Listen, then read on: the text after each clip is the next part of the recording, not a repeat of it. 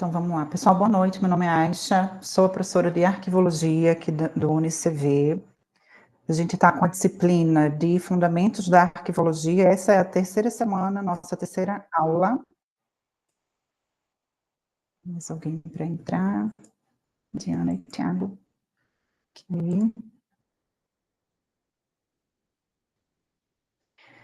E hoje, na nossa terceira unidade, a gente vai trabalhar, vai discutir sobre as funções arquivísticas, que é um conteúdo que parece pequeno, mas também é super fundamental para a arquivologia. Então, qualquer dúvida, como falei, levantem a mão, abram o microfone, perguntem, questionem aqui no chat, que a gente vai dialogando e respondendo os questionamentos que vocês tiverem. Na última aula, a gente viu a classificação dos documentos, a caracterização dessa classificação, ali por gênero, por espécie, por tipologia, formato, forma, suporte, essa ramificação aí quanto aos documentos, e a gente discutiu sobre o conceito de fundo arquivístico, o que é que se caracteriza um fundo arquivístico, quais são os critérios, o que eu preciso ter para ter um fundo arquivístico.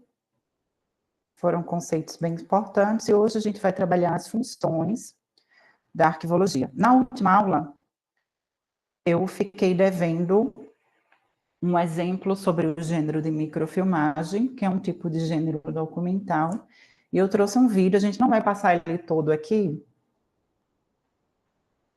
mas eu trouxe para a gente exemplificar aqui rapidinho como é que funcionava, como é que funciona ainda a microfilmagem, que era mais proeminente na década de 80 e 90, ainda nós temos alguns centros de microfilmagem, que, enfim, são referência no Brasil, a gente tem da Federal de Santa Maria, tem também do Arquivo Nacional. Aqui eu trouxe do Núcleo de Memória Audiovisual da UERJ.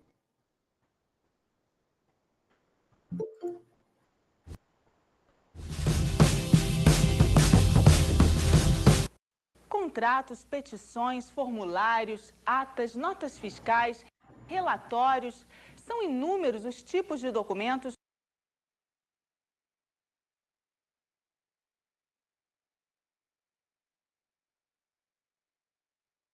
que uma empresa deve guardar. E o pior, a cada ano a quantidade só aumenta.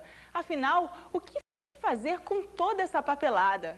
A microfilmagem é um processo de miniaturização da imagem, onde o documento é fotografado num filme de 16 ou 35 milímetros. Cada rolo de microfilme comporta aproximadamente 2.400 documentos. Pilhas e pilhas de papel podem se transformar num pequeno rolo de filme. A partir do momento que você microfilma, você tem a certeza que você vai ter a tua informação, o teu documento preservado.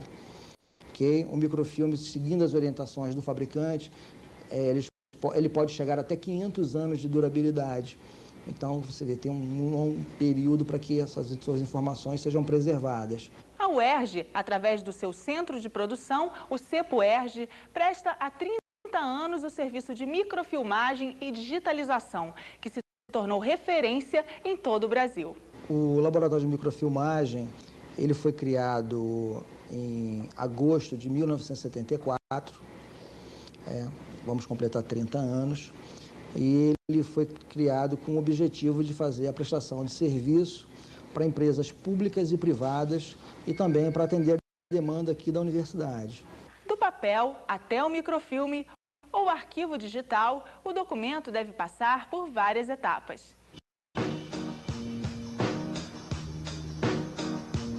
Os papéis são recebidos em pilhas separadas, por assuntos ou datas. Eles chegam com diversos problemas de armazenagem, como poeira, objetos metálicos, que enferrujam e danificam o documento, além de partes rasgadas, amassadas ou dobradas. Essa é a primeira etapa do processo. Aqui é o setor de preparação de documentos, onde nós recebemos a documentação do cliente e damos um tratamento a essa documentação de maneira que ela possa passar para a etapa seguinte, que é a microfilmagem. Depois de limpos, todos os documentos são carimbados. Essa numeração é importante para identificar a ausência de algum texto na fase de revisão.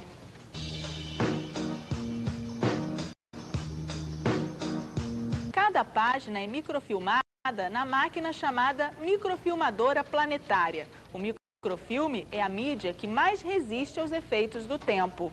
Nós colocamos o filme na unidade, trazemos para a máquina e o operador microfilma os documentos.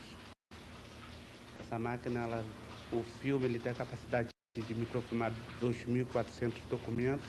Os filmes são processados quimicamente na revelação automática. Depois de revisados, eles serão duplicados. Em seguida, é gerada uma cópia de segurança.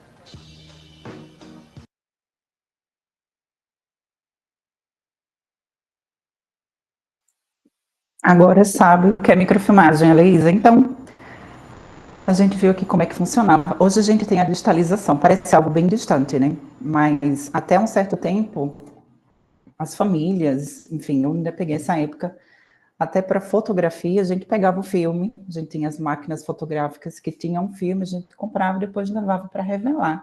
A microfilmagem era um pouco parecido, só que ela era um método que a gente tinha, um único método legal para a reprodução do documento, e que depois do documento microfilmado, porque esse processo que a gente acabou de ver, a gente podia descartar o documento original, contanto que ele não fosse uma documentação permanente. Agora a gente tem a digitalização. Desde 2010 a gente já tem uma legislação um pouco mais robusta quanto à digitalização, e hoje parece que isso ficou na história, mas só para contextualizar e vocês entenderem o que era microfilmagem, já que a gente falou sobre o gênero micrográfico, trouxe para vocês esse vídeo. Então, a gente vai seguir agora com o conteúdo da aula, que é as funções arquivísticas, que são 7. Criação, classificação, avaliação, aquisição, conservação, descrição e difusão. Essas funções arquivísticas, elas foram primariamente descritas no livro de Rousseau e Couty, Fundamentos da Arquivística, que é um livro que é bastante clássico também, um pouco antigo, mas descreveu de forma primária essas funções.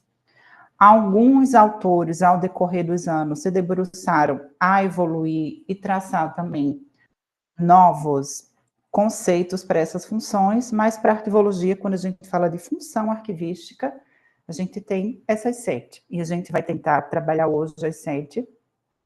Parece conteúdo curto, mas é um pouquinho longo.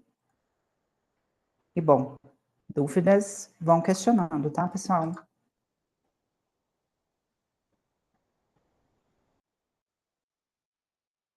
Pronto. A primeira função arquivística é a função de criação, que basicamente é realmente a criação ou produção do documento, e aqui o arquivista ele vai servir como um papel de conselheiro, porque assim, os documentos são produzidos e muitas vezes o setor produz, por exemplo, um documento que está fora do padrão normativo, ou produz 2 tipos de documento para a mesma função, para a mesma atividade, para o mesmo objetivo.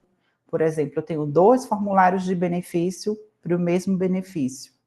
Tenho 2 modelos distintos. Isso também, enfim, de uma forma até diplomática, a gente vai estudar diplomática um pouco mais à frente, em outra disciplina, não é o ideal. Então, o arquivista entra na fase de criação, na fase de produção, através dessa função arquivística, para trazer rigor na produção da documentação, na produção do documento ali de arquivo. Simples quanto isso. Essa é a primeira função, ela é bem prática, não tem muito aqui o que enfeitar, mas tranquilo, deu para entender qual é a função de criação, de produção, como é que o arquivista vai atuar. Tranquilo? Beleza. Então, ele pode criar ali uma norma, pode criar ali um roteiro para produção de conteúdo, ele pode rever ali os documentos que estão sendo feitos ali ao longo do dia a dia da instituição, seja ela um órgão público ou empresa privada, e vai ajudando ali nessa fase de produção da documentação. A segunda função arquivística é uma das mais importantes, que é a função de classificação. Aqui, realmente, a gente vai classificar o documento. E lá no DBTA, a gente vai ter que classificação é a organização dos documentos de um arquivo, de acordo com o plano código de classificação. Então, o que que a gente vai fazer aqui nessa função? Qual vai ser a função do arquivista? O arquivista vai pegar aquele documento, ele vai analisar o conteúdo e vai atribuir um código. Esse código nada mais é do que uma numeração ali, uma categoria que vai agrupar aquela tipologia dentro de um esquema maior, que a gente chama de plano código de classificação. Já a gente vai ver a estrutura, um exemplo, mas basicamente a classificação é isso. Esse é um dos trabalhos muito meticulosos e onde dá muito problema nas instituições, porque o arquivista ele não dá conta na hora de produção de classificar tudo. Na verdade, ele nem deve, porque quem está produzindo o documento, vamos pensar aqui numa universidade, por exemplo, e o arquivista, muito provavelmente, ele vai estar lotado ou no arquivo central ou em algum arquivo dentro da universidade.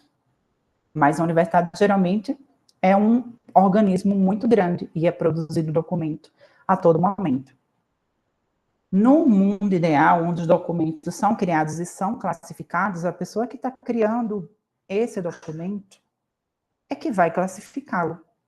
Então, esse plano de classificação ele tem que ser simples, para na hora que a pessoa for conseguir classificar, ela consiga compreender qual é aquele conteúdo e atribuir corretamente o código. Porque a partir desse código, todo o trabalho arquivístico, como a gente vai ver na próxima função, que é a função de avaliação, vai ter um impacto muito grande. Então, se eu classifico errado, isso vai ter um retrabalho lá na frente para eu poder reclassificar ali na classe correta, no código correto. E, bom, essa é uma função aqui primordial aqui para a arquivologia.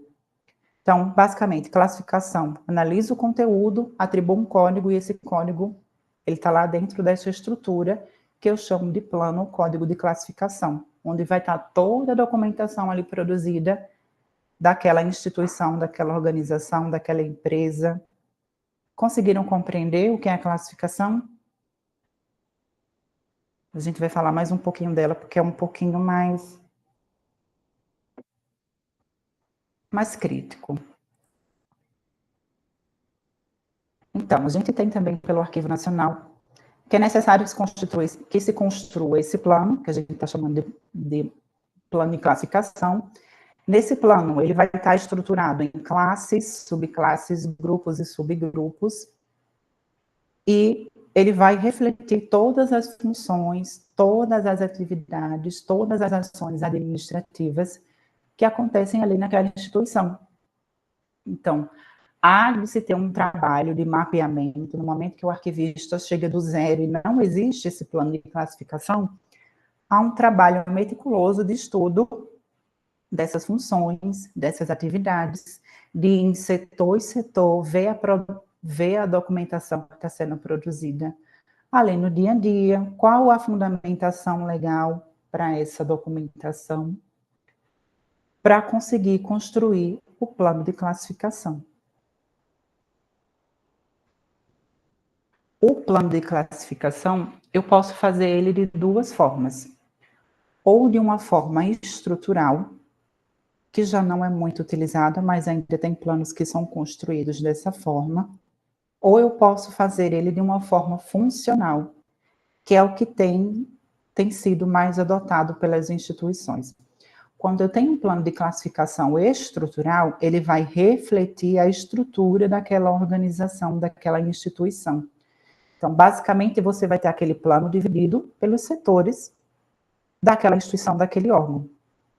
Então, você vai ter lá o RH, compras, vai ter o setor de contratos, setor de operação, e abaixo desses setores eu tenho a documentação ali produzida. Esse é um plano que espelha a estrutura. Por que esse plano é um pouco complicado? Porque a instituição ela tem que ser muito fixa para eu poder seguir com esse tipo de plano. Porque, às vezes, setores são extintos, setores podem ser mesclados. Isso em organizações grandes é muito comum. Às vezes, um setor existe hoje, tem uma documentação, e amanhã aquele setor não existe mais. Então, o plano precisa ser refeito com mais frequência. Quando eu trabalho com um plano funcional, um plano de classificação funcional, eu vou refletir as funções, eu vou refletir as atividades daquela instituição. Então, ao invés de eu ter lá no meu plano de classificação RH e os documentos do RH, eu vou ter lá a função de admissão, a atividade de admissão, a atividade de demissão, que independente do setor RH existir com essa nomenclatura, essa função, essa atividade vai existir. Além desses dois tipos de plano de classificação, a gente tem um plano de classificação por assunto, que ele é um pouco menos usual. Então, a gente trabalha ou com um plano um pouco menos usual ainda do que o plano estrutural. Então, são mais comuns os planos estruturais, e a gente tem um plano também funcional que vai espelhar as atividades. Ele é um pouco mais comum e mais estável. Aqui a gente tem dois exemplos de plano de classificação. O do lado esquerdo é o plano de classificação do Executivo Federal, é um trechinho, tá? E aqui do lado direito, eu tenho o plano de classificação da Secretaria de Estado de Saúde do Estado de São Paulo. O plano de classificação do Executivo Federal, a gente tem aqui a função aqui de gestão de pessoas, e aqui tem embaixo da função de gestão de pessoas na classe de gestão de pessoas, a subclasse normatização, a gente tem implementação das políticas de pessoal, aí vem a atividade, o grupo, planejamento da força de trabalho, criação, extinção, classificação, transformação e transposição de cargos e de carreiras. Então, se eu tenho um documento que ele está, por exemplo, falando do planejamento da força de trabalho dentro daquele órgão, eu vou classificar aquele documento com código 020.021. E na função avaliação, a gente vai entender por que esse código é tão importante. Aqui, na tabela de São Paulo, boa noite, Naudivânia. Na tabela da Secretaria do Estado de Saúde de São Paulo, a gente tem aqui a função, subfunção, atividade dos documentos. Então, se eu tenho prontuário do paciente, eu vou atribuir esse código 0056.01.01.001. Então, todo o prontuário do paciente vai ter esse código. Tranquilo até aqui? Deu para entender o que é a função de classificação? Como é que o arquivista trabalha na construção desse plano? A gente está vendo aqui dois tipos de plano distintos, um para a área meio do Executivo Federal, que são as atividades administrativas, e a gente está vendo uma área fim aqui, que é da Secretaria de Saúde do Estado de São Paulo. Parece complicado, mas não é tanto. Complicado realmente é montar. Pode falar, Sleide.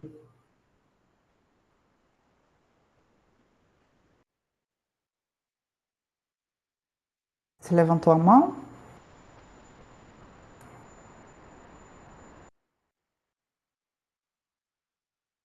Sleide?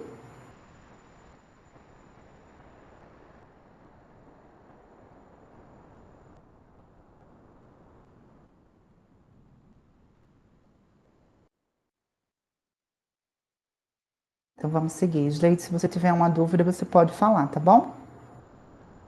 Então, essa é a função classificação. Vimos aqui dois exemplos de plano de classificação já estruturados. E aqui vem um ponto-chave, tá? A gente viu, acredito que na primeira aula, a diferença de arquivo corrente, intermediário e permanente. A gente vai retomar esse conceito rapidinho. Arquivo corrente é aquele arquivo que eu tenho uma frequência de uso muito alta. São os documentos que eu estou trabalhando ali no dia a dia. Arquivo intermediário são aqueles documentos que eu não já estou mais utilizando no dia a dia, mas eu preciso guardá-los por algum tempo, por algum motivo legal, de fiscalização, ele está ali aguardando ali alguma ação ali administrativa, mas não é do meu uso, não é do meu uso diário. E eu tenho um arquivo permanente, que é uma documentação que adquiriu um valor diferente daquilo que ela foi produzida. É uma documentação que é guardada de forma definitiva, porque ela adquiriu um valor cultural, histórico, informativo ou probatório, ou ainda de pesquisa. Então, a gente tem o corrente, documentos usados no dia a dia. Intermediário, não tão usados, estão aguardando ali alguma finalidade. E a gente tem um arquivo permanente. Do corrente para o intermediário, quando eu faço essa passagem, eu chamo de transferência. Do intermediário para o permanente, eu chamo de recolhimento. Beleza? Então, a gente tem esses 3 arquivos. No arquivo intermediário, eu posso seguir 2 caminhos. Ou a documentação é recolhida para o arquivo permanente, porque ela adquiriu esse valor cultural, histórico, informativo, ou ela é eliminada, porque ela não adquiriu esse valor. Então, aí que a arquivologia também entra na questão de racionalização, de liberação de espaço, ajuda também a manter somente aquilo que é necessário pelo tempo que é útil à administração. Beleza? Então, passou ali do arquivo intermediário, eu vou para a destinação final, que pode ser o recolhimento para o arquivo permanente ou a eliminação, tá bom? Existem alguns casos que a documentação do arquivo corrente pode ir direto também para o recolhimento no arquivo permanente ou pode ir direto para a eliminação. Não precisa nem aguardar um tempinho ali no arquivo intermediário. Isso que eu falei aqui bem rapidinho é uma das teorias bases da arquivologia, que é a teoria das 3 idades. Tudo isso eu falei para poder chegar aqui nesse ponto super importante, que a classificação, ela deve ser feita, não é o que acontece geralmente no dia a dia, mas ela deve ser feita no arquivo corrente. Então, no momento que a pessoa está criando o documento está finalizado, ela já deveria classificá-lo. Colocar ali o códigozinho referente àquela função, atividade que está sendo feita naquele documento. Esse é o mundo ideal. É o mundo que os arquivistas encontram? Geralmente, não. Principalmente no âmbito privado, onde a documentação vai sendo produzida e quando o arquivista chega, está uma massa documental acumulada de muito tempo e é feita essa classificação de forma tardia. Mas o ideal é que seja feita no arquivo corrente. Isso aqui serve para quem for trabalhar em todos os setores, se for para órgão público, empresa privada, para o terceiro setor, trabalhar com ONGs, e também para quem objetiva também fazer o seu concurso público, se cai lá na prova, quando é que é feita a classificação, ela é feita no arquivo corrente. Ela deve ser feita no arquivo corrente. Beleza, isso aqui é um ponto-chave também. Então, aqui só para fechar, com o plano de classificação, a gente tem essa organização lógica e geralmente física, que no momento que eu construo aquele plano lindo, maravilhoso, ele vai refletir também no meu arquivamento. As caixas arquivo já vão estar bem organizadas, já com o código certinho, tudo legal ali, descrevendo quais são os documentos, qual é aquela tipologia daqueles documentos daquela caixa, fica mais fácil de recuperar as informações, de visualizar as funções, as atividades daquela instituição. Então, para isso que o plano de classificação existe. Por essa razão, o plano de classificação ele vai preceder e vai orientar a tabela de temporalidade de documentos, que é o que a gente vai ver agora na função de avaliação, que eu costumo chamar de funções irmãs, porque elas caminham muito juntas. A gente viu a produção, vimos a classificação, agora vamos ver a função de avaliação, que é a terceira função arquivística. Até agora está tranquilo, eu sei que é bastante conteúdo, mas estão conseguindo compreender, não é um bicho de 7 cabeças. Tranquilo, então vamos seguir. Já na função de avaliação, eu vou identificar valores e vou definir prazos de guarda. Nessa forma aqui, de uma forma bastante simples, eu vou pegar aquele plano de classificação e eu vou adicionar algumas informações. Eu vou dizer, de acordo com o valor que aquele documento tem para a organização, eu vou dizer quanto tempo esse documento precisa ficar no arquivo corrente, quanto tempo ele precisa ficar no arquivo intermediário e qual vai ser a destinação final dele. Eu vou guardar esse documento para sempre? Ele tem um valor, ele vai ter um valor para mim, de prova, histórico? Vai servir para a cultura? Vai servir para pesquisa esse documento em algum momento? Eu vou para o permanente? Levo essa documentação para o permanente ou eu posso descartar? Essa documentação já não vai ter esse valor secundário e vai perder ali o valor administrativo, legal, fiscal. Eu posso descartar essa documentação? Então, esse é o trabalho da avaliação. Eu vou pegar aquele plano, vou adicionar essas informações que eu acabei de falar e vou transformar isso numa tabela de temporalidade, que vai se utilizar daqueles códigos que a gente tem no plano de classificação. Isso para qualquer tipo de documento, seja ele em papel, filme, fita, disquete, em disco. Se for um documento de arquivo, revendo o conceito de documento de arquivo, é aquele documento que é feito em razão de uma atividade da organização, eu vou ter ali que fazer essa identificação de valores e definição de prazos de guarda através da função de avaliação. E aí, queridos, vamos retomar. A gente viu que a classificação deveria ser feita num arquivo corrente. Igualmente, a avaliação também. Ela deve ser feita ali no momento ali que o documento está sendo produzido. Paralelamente ao trabalho de classificação. Se eu já estou identificando a documentação produzida e colocando numa esquematização de códigos, eu já posso fazer ali, de forma paralela, esse trabalho de avaliação. Tranquilo. A gente também vai ver um exemplo de uma tabela, tá? E vai ficar um pouco mais claro do que estamos trabalhando aqui.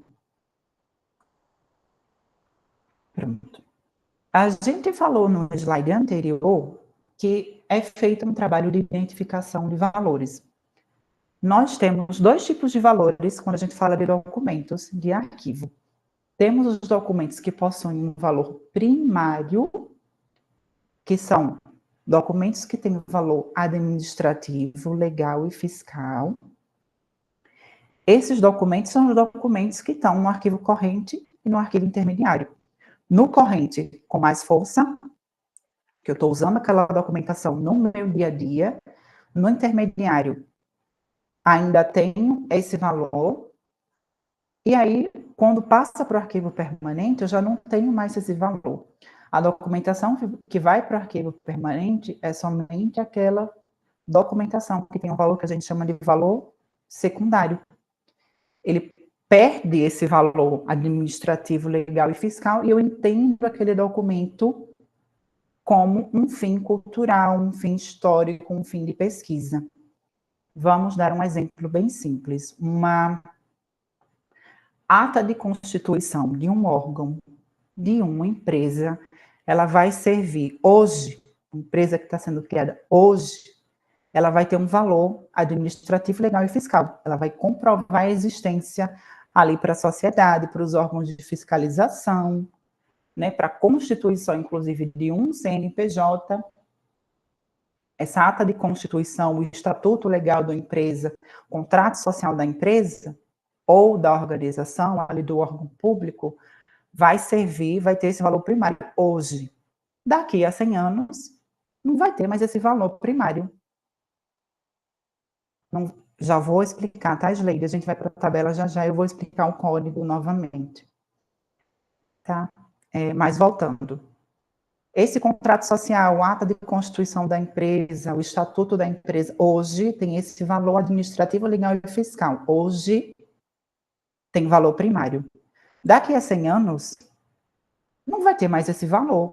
Vai ser, muito provavelmente, se essa empresa deixar de existir, essa documentação vai ter ali um valor cultural, de pesquisa, né? Naquele ano tal, formou-se um órgão, existia o órgão tal, e aquele órgão fazia isso, fazia aquilo. É mais uma questão um pouco mais informativa. Vocês veem que perde o valor, não tem mais aquele valor inicial e tem um valor secundário. Isso é uma documentação que a gente está vendo que passou do arquivo corrente, intermediário, e foi para o permanente, e adquiriu um valor secundário. Mas tem documentação, por exemplo, um aviso de férias. Eu estou avisando que o João vai entrar de férias semana que vem. Tem para que eu guardar esse documento de uma forma permanente? Não, ele vai ter ali um período, muito basicamente ali, de prova, além dessa questão dessas férias, muito provavelmente ali por uns 5 anos, e depois que a legislação trabalhista traz isso, né? Principalmente por questão de entrada de processo, de reclamação trabalhista, o funcionário pode reclamar os últimos 5 anos. Mas depois desse prazo, eu não tenho para que guardar um aviso de férias. Então, muito provavelmente, quando eu construir a minha tabela de temporalidade, eu vou destinar esse documento para eliminação, eu não vou colocá-lo no arquivo permanente. Então, essa noção de valor que a gente tem na arquivologia, e é no trabalho de avaliação, na função avaliação, que a gente identifica o valor de cada documento. Esse documento tem valor primário, mas ele não vai adquirir valor secundário. Não preciso guardá-lo para sempre no arquivo permanente. Eu vou destiná-lo para eliminação. Deu para entender? Se entendeu isso aqui, entendeu boa parte da arquivologia. Deu para entender? Está tranquilo? Vamos seguir. Vai retomar os códigos quando a gente for ver a tabela daqui a pouquinho, tá? Então, para que eu avalio, né? Para que existe a função avaliação? Então, como eu vou eliminar, eu estou fazendo esse trabalho para identificar o que eu posso eliminar ou não, eu ajudo com a redução da massa documental, e isso não só em papel, tá? A gente tem a redução da documentação em papel, que é muito comum, ainda é muito vasto nas organizações, mas está se criando uma massa documental acumulada também no digital, toda hora se cria uma documentação digital, e ela está sendo muito mal gerida. Então, a função da avaliação, o trabalho do arquivista vem para ajudar a reduzir, vem para trazer agilidade na recuperação dos documentos, para trazer eficiência administrativa, para eu identificar essa documentação de guarda permanente, conseguir fazer uma melhor conservação dela, para eu racionalizar essa produção e o fluxo, né, o trâmite dessa documentação, e para liberar também espaço físico e também virtual. Um outro ponto é que eu também separando essa documentação permanente, eu também auxilio a identificar aquela documentação que pode servir mais para frente à pesquisa. Então, esses são os objetivos da avaliação. Aqui a gente tem a tabela do Executivo Federal, quanto à atividade meio. Atividade meio são as atividades administrativas, e é aquele mesmo plano que eu trouxe lá no começo, só que agora tem as informações da função de avaliação. Então, aqui estão os códigos, deixa eu ver o nome, que questionou Slade. Então, vocês lembram lá no plano de classificação, naquele outro slide, que tinha lá a função lá de gestão de pessoas e a documentação relativa à gestão de pessoas, que lá no plano a gente identificava a tipologia, né, a classe, a subclasse, e colocava o código relativo àquela atividade, relativa àquela função. Então, planejamento da força de trabalho, a gente viu que era o código 020.021. Essa documentação, ela vai passar no arquivo corrente 5 anos. O evento que dispara essa contagem é o arquivamento dessa documentação de planejamento da força de trabalho e previsão de pessoal. No intermediário, ela vai passar mais 5 anos, e a destinação final é de guarda permanente. Então, aqui na tabela de temporalidade, eu tenho a mesma estrutura do plano de classificação, só que aqui eu vou dizer quanto tempo essa documentação vai passar no arquivo corrente, se vai precisar ir para algum intermediário, e se a destinação final dela é guarda permanente, vai para o arquivo permanente, ou eliminação. Então, uma documentação que vai para eliminação. A gente tem aqui documentos relacionados à divulgação interna, e esse aqui é um ótimo exemplo, porque vocês veem aqui, que esse documento de divulgação interna vai ficar 2 anos no arquivo corrente, não vai nem para o arquivo intermediário, não vai precisar, e a destinação final dessa documentação de divulgação interna, depois de 2 anos, é a eliminação. Então, vocês veem aqui na prática como é que a arquivologia faz esse trabalho de racionalização da documentação, como é que ajuda a manter somente aquilo que é necessário Bom, e aqui a gente tem aqui o exemplo, acho que eu trouxe também da tabela da Secretaria de Estado de Saúde, que a gente viu também o plano, o prontuário do paciente para essa Secretaria de Estado de Saúde de São Paulo. Tem aquele código 056.01.01.001. Ele vai ficar ali no prazo de guarda, essa tabela é um pouquinho diferente, mas vai ficar por 20 anos e a destinação dessa documentação vai ser a eliminação. Então, guarda o prontuário do paciente por 20 anos e depois eu elimino. Então, essa é a função da avaliação.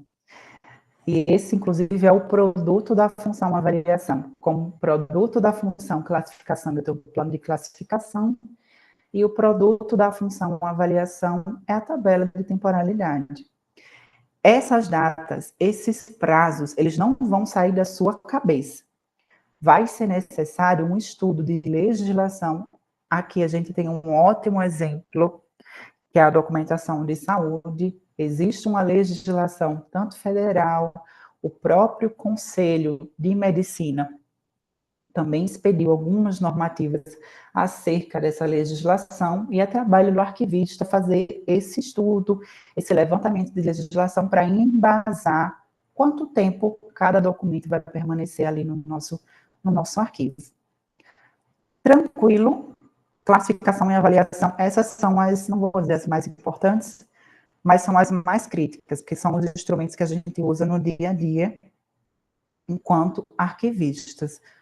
Plano de classificação com essa estrutura em código, espelhando todas as funções e atividades, e a tabela com esses prazos de destinação final, seja a destinação final a eliminação ou a guarda permanente.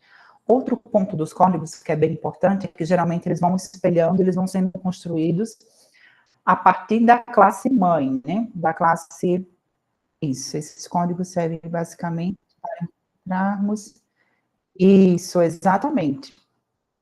Exatamente. Por exemplo, voltando a esse ponto que é bem importante, se eu pego qualquer documento que comece com o código 020, se eu trabalho inclusive no Executivo Federal, né? Essa documentação para mim é muito comum.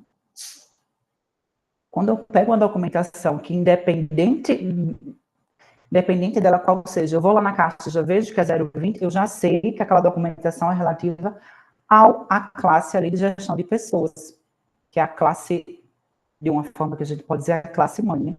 Então, a gente tem as subdivisões dessa classe em subclasses, ali em grupos e subgrupos, e ela vai seguindo, né? Eu tenho gestão de pessoas 020, aí os próximos documentos vão vir com 020.1, 020.2, se eu tenho mais ramificações, isso ali vai se destrinchando, mas eu sigo ali aquele código, aquela classe mãe, que é 020, gestão de pessoas. Isso também fica fácil ali quando a gente está trabalhando no dia a dia para identificação. Nas caixas arquivo, inclusive, os modelos que se utilizam e devem ser utilizados, como os documentos eles vão estar agrupados, por exemplo, vai estar lá bem bonitinho na caixa o nome da instituição, o código, e geralmente é recomendado, já vai estar lá a temporalidade daquela documentação. Então, o arquivista faz esse trabalho, tem isso basicamente em um sistema, porque ele não vai ficar olhando aquela caixa todo dia para saber o que é que já está pronto, mas no momento que se arquiva, se fecha ali a caixinha, se registra ali, num mundo ideal, em um sistema, num mundo mais ou menos em uma planilha, para ele ter o controle ali de quando é que ele vai eliminar aquela documentação que foi arquivada, até para encontrar a própria documentação, como a Sleide bem disse. Então, está aqui produto da classificação, plano de classificação, produto da avaliação, tabela de temporalidade, e vocês viram como eles são complementares. A tabela vai beber dos códigos do plano e vai adicionar essas informações que a gente explicou. E agora, como é que a gente cria? Não vai ser nessa disciplina que a gente vai ver isso no detalhe. Mas eu vou explicar como é que a gente faz isso de uma maneira um pouco mais simples, tá? Então, num primeiro passo, a gente vai constituir o que a gente chama de CEPAD, que é uma Comissão Permanente de Avaliação de Documentos.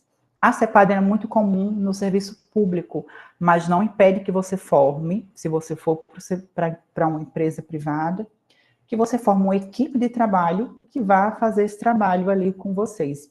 Essa comissão, ela geralmente tem um profissional arquivista, tem alguém da área de direito, o pessoal da história, pessoal que entenda ali da documentação para ajudar a fazer esse trabalho.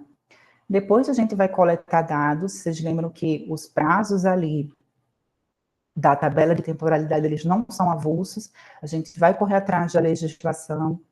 Depois vai ser feito um estudo ali das funções, das atividades de cada setor, e a gente depois passa para o que a gente chama de coleta de dados, que é um levantamento da produção documental. Vou ali em cada setor, pego um formuláriozinho, dou para o chefe daquele setor e peço para ele falar qual é a documentação, quais são as atividades que são feitas, produzidas ali dentro daquela unidade, daquele setor.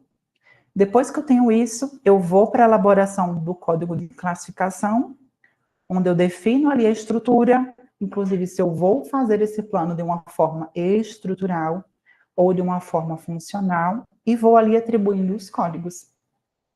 Depois que eu tenho o plano de classificação, eu passo para a elaboração da tabela, onde eu vou trazer os prazos de guarda e a definição da destinação final, que nós já vimos que é eliminação, guarda permanente. De uma forma simples, é assim que se faz a classificação e avaliação, e esses dois produtos que nós temos, plano ou código de classificação e a tabela de temporalidade. E aqui nós fechamos. Tranquilo?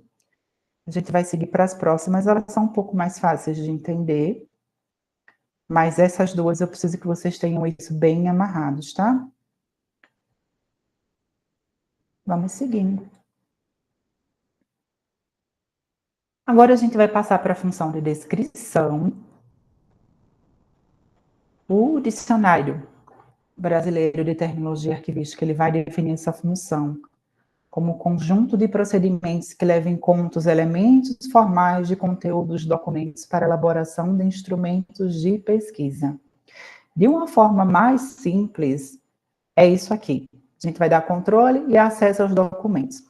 A descrição é uma função que eu posso realizar nas 3 fases, no corrente, intermediário e no permanente, só que ela é muito mais proeminente, ela aparece muito mais na documentação permanente, onde eu vou descrever aquela documentação que teve esse valor histórico para pesquisa, e eu vou elaborar ali instrumentos de pesquisa.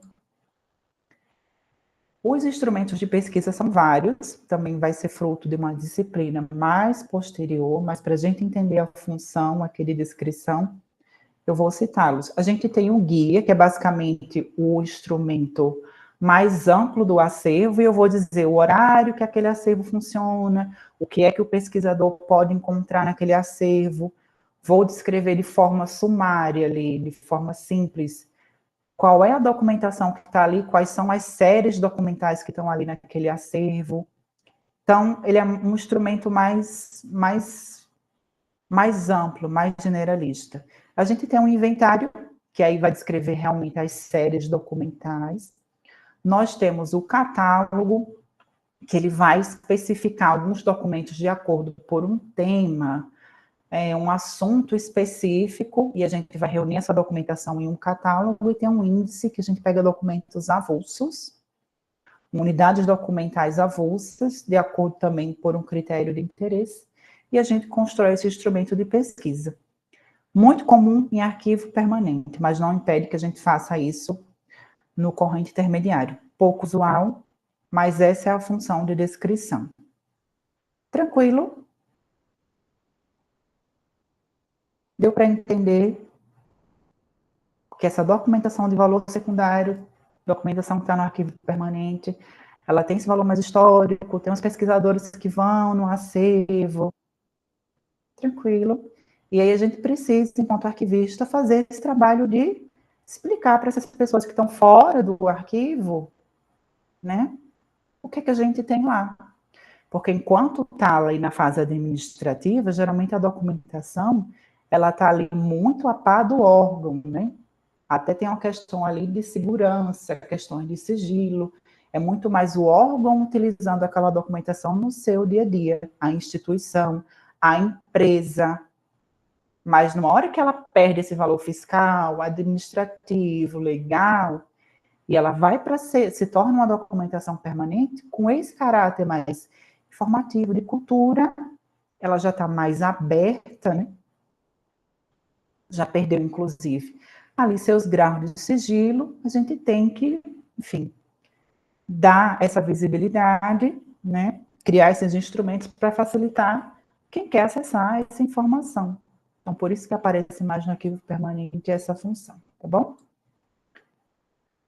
Aqui eu trouxe alguns exemplos de instrumentos de pesquisa. Se vocês pesquisarem no Google Arquivo Nacional Instrumentos de Pesquisa, vai ter lá todos os instrumentos de pesquisa que a gente tem lá da coleção do acervo do Arquivo Nacional.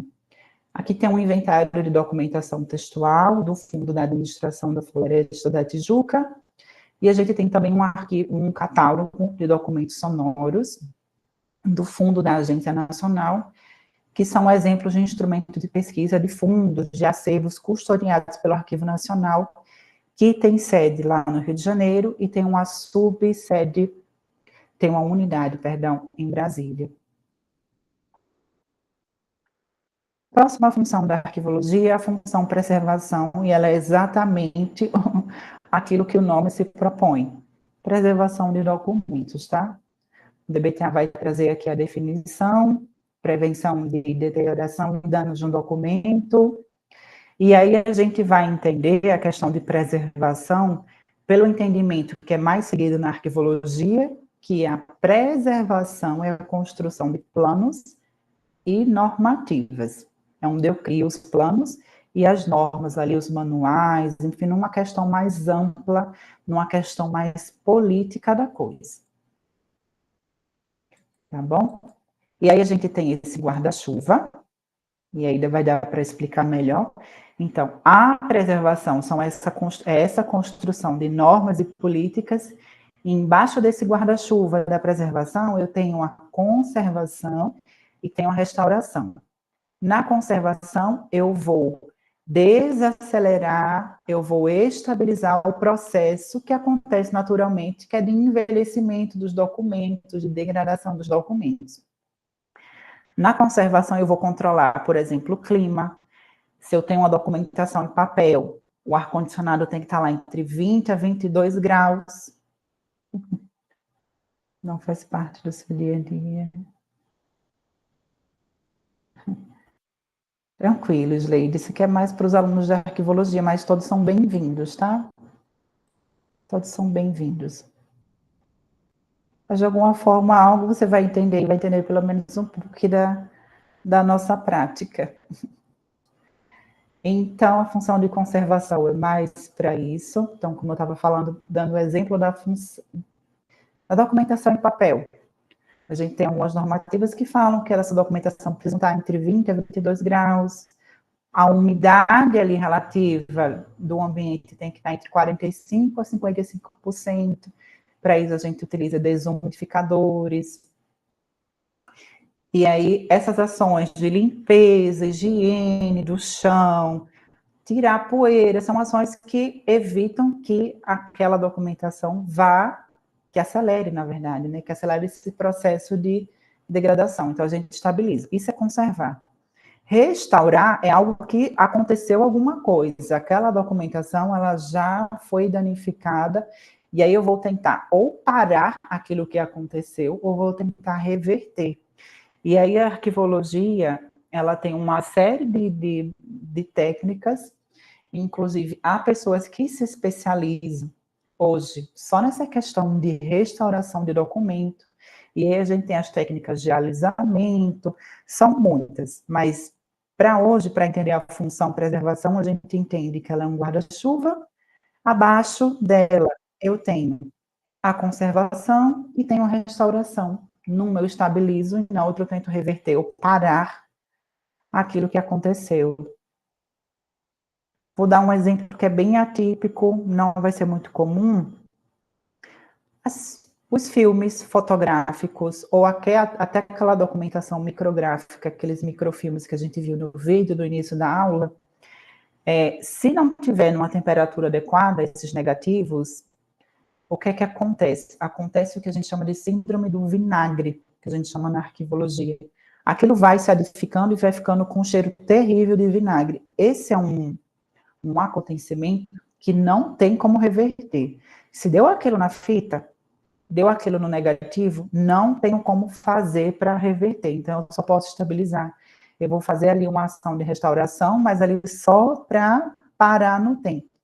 Mas, por exemplo, se um papel rasgou, eu tenho como fazer uma técnica ali de tentar de colagem, utilizar ali um papel japonês para fazer essa colagem e posso tentar ali reverter esse dano que aconteceu. Então, são esses exemplos que eu posso dar para tentar elucidar também um pouco da função da questão da restauração dentro da função preservação. A próxima função arquivística é a função de aquisição, que é basicamente a entrada de documentos. É bem simples, e isso ocorre nas 3 idades documentais. O documento surgiu no arquivo corrente, é uma forma de aquisição, ele foi transferido para o intermediário, é uma forma de aquisição, e também o recolhimento, também é função de aquisição. Mas também, especialmente no arquivo permanente, é possível que documento seja, um acervo seja comprado, a custódia seja passada de um arquivo para o outro, uma doação possa ser feita, um empréstimo, uma permuta, isso são ações também da função de aquisição. Entrada de documento no arquivo. Essa é a função de aquisição. E, como eu falei, mais evidente no arquivo permanente. Nós temos também a função de difusão, que é basicamente dar um pouco mais de visibilidade, dar mais acesso à documentação. Eu estou levando essa informação para fora, e a gente tem 2 visões. A gente tem uma visão mais clássica, que é a visão de Bellotto, que de 2004, né? Bellotto é uma das grandes também expoentes da arquivologia, e ela trazia que a difusão a gente podia fazer de 3 formas. De uma forma educativa, que era ali o arquivo e as escolas com visitas. Tem a difusão editorial, que aí o arquivo vai fazer algumas publicações, que vai divulgar ali os produtos e serviços do arquivo.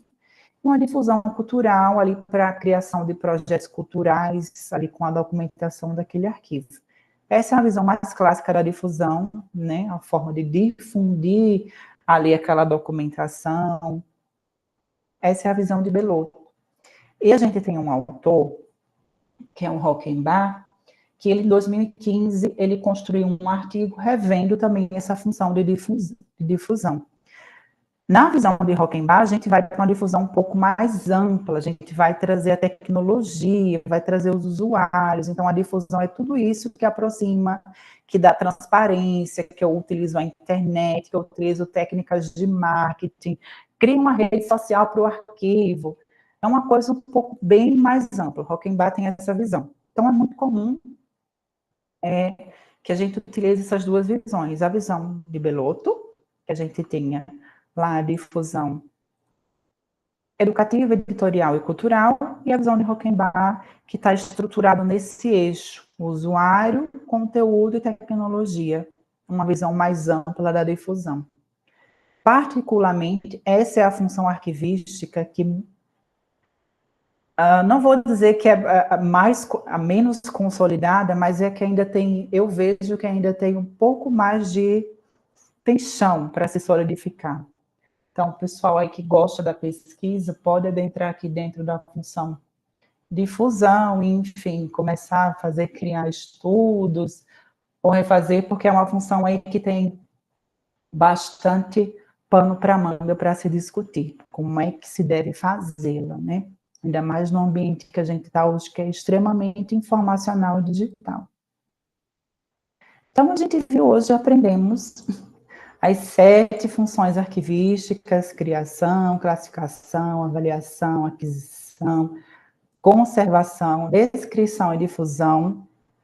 Pegamos lá no detalhe, em especial a classificação, que vai gerar o plano, o código de classificação, a avaliação, que vai gerar a tabela de temporalidade documental ou tabela de temporalidade de documentos. Vimos que a aquisição é a entrada de documentos independente da idade documental, no corrente, no intermediário permanente, mas ela acontece muito mais no permanente. Vimos a função, agora eu errei aqui, tá? É a função preservação, não é conservação. Vimos a função de descrição, que é a criação dos instrumentos de pesquisa, e ela também é muito mais proeminente no arquivo permanente. E vimos a função de difusão, onde eu vou difundir ali aquela documentação, ali de uma forma mais ampla, e tenho a visão do Belotto, que é a visão mais clássica, e a visão de Rockenbach, que vai se expandir para esse ambiente um pouco mais digital que a gente tem hoje. Essas são algumas das referências que a gente utilizou na aula de hoje.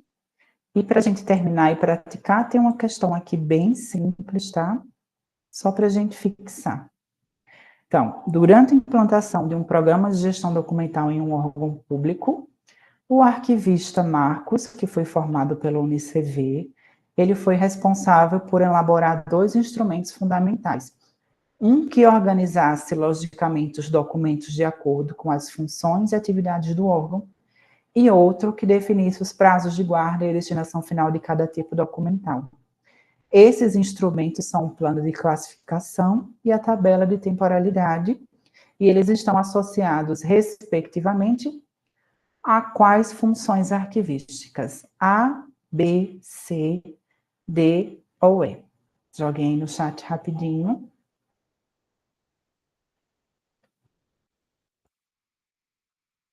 Qual alternativa vocês marcariam?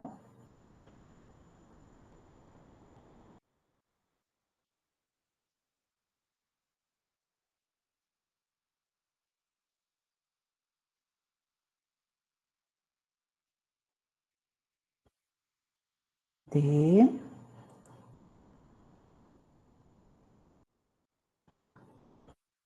L, letra D.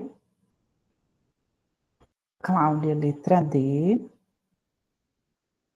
E a letra D, exatamente. Então, o plano de... Não, Divânia também, letra D. O plano de classificação está ligado à função de classificação e a tabela de temporalidade está ligada à função de avaliação. É justamente o produto dessas 2 funções. Então, pronto, queridos. A gente aprendeu hoje realmente as funções arquivísticas. Espero que vocês tenham compreendido. Qualquer dúvida, terça-feira estamos aqui novamente. Tá bom? E é isso. Uma boa noite para vocês, um bom descanso e até a próxima aula.